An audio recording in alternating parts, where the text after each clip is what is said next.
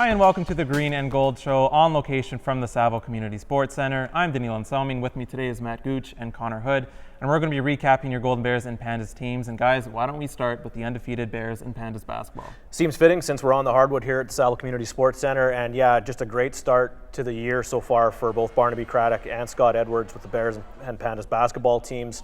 As you mentioned, undefeated so far, both teams off to a 10-0 start. Barnaby Craddock's Bears are one of the most offensive powerhouse teams in the conference. Guys like Mamadou Gueye and Brody Clark, both returning players, are having all-star seasons, and recruit Austin Waddups has really been a dynamic force for this team so far. And on the women's side, Scott Edwards, a tried and true program, a program that's always off and in contention for the playoffs, is certainly on their way as well. Defensively, maybe not as strong as they've been in the past, but they've been a much more offensive team this year. They are one of the top three-point shooting teams in Canada West, and fifth-year guard Maddie Rogers has been lights out, while rookies Lauren Earle and Emma Kari have been standouts as well. And joining them as our third undefeated team is Pandas Volleyball, sitting at 10-0. The Bears not too far behind with 8-2. Yeah, they've really started well, this Pandas volleyball team. A bit of a hiccup their first weekend against Thompson Rivers, but since then they're really rolling through their Canada West competition. 10-0, they lead the division, just a game ahead of Trinity West on the women's side, but they're offensive like always. Mika So, third overall in the conference in kills. Mariah Walsh, their setter, leading the conference in assists with over 10 per set. Just a tremendous offensive force. Lori Eisler doing a great job coaching this team once again, picking up her 700th career win earlier this year, rolling once again. And Matt, like I mentioned, the Bears are 8-2. Yeah, that's right. Another good start for a perennial powerhouse program in Golden Bears volleyball.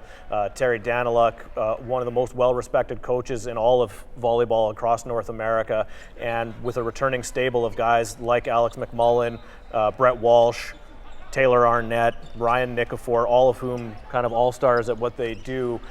They've been off to a really good start, and it's an exciting season for this team because they host the national championship there. They're already in on a host berth, and injuries that they've had to sustain and deal with in this first half have allowed them to bring guys along maybe a little bit faster and plug guys in like rookie Tariq Sani into the lineup and see what kind of dynamic lineup they can have for later on in the year when injuries are potentially more of a factor.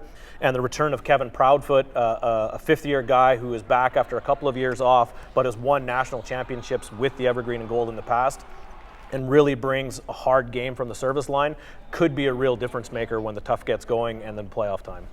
Let's switch over to hockey, where both Bears and Pandas are just within reach of a top 2 spot. Yeah, Pandas hockey sitting third overall in Canada West right now, 30 points, just 1 point behind the Manitoba Bisons, but they do hold the tiebreaker at the moment, beating Manitoba twice in Winnipeg already this year. 7 wins in a row for this Pandas hockey team has really vaulted them up the Canada West standings. Lindsay Post, fifth-year goalie once again, having another all-star season, leading this team to those 7 consecutive victories.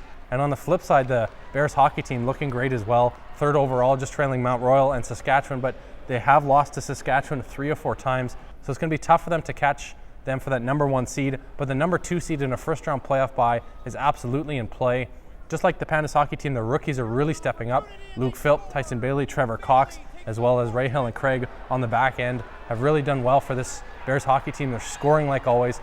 And on the back end for the Golden Bears, they're getting contributions throughout their defensive core. Dylan Brado's putting up strong numbers once again. Ryan Rehill and Graham Craig in their first year with the program are playing really well in a lot of important situations and a lot of big minutes. And on the backside, Luke Siemens and Brendan Burke have done a good job in the Bears net, keeping them in a lot of games, but their offense is really the strong point of that team.